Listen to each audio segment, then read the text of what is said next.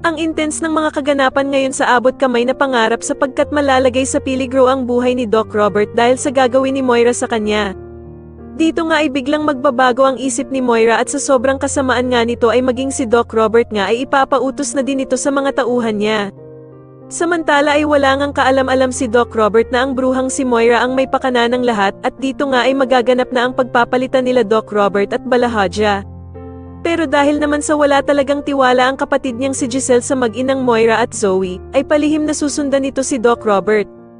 Maging si Annalyn nga ay palihim na susunod din sa ama niyang si Doc Robert dahil sa natatakot nga ito na baka daw kung anong mangyari sa ama niya. Wala namang kaalam-alam si Annalyn na maging si Doc Lyndon nga ay baback up din at hihingi ng tulong sa dalawang nurse na kaibigan nila, na sila Nurse Karen at Evan.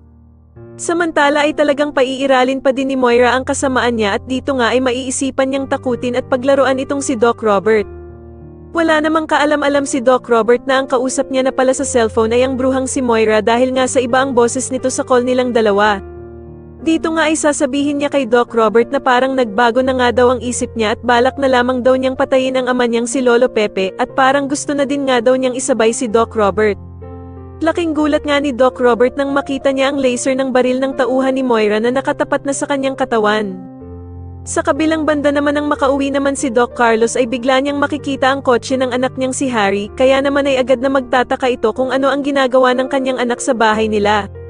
Wala namang kaalam-alam si Doc Carlos na nakatitig na pala sa kanya si Lynette sa gilid subalit hindi nga ito makasigaw dahil sa nakabantay sa kanya ang mga clown na tauhan ng bruhang si Moira.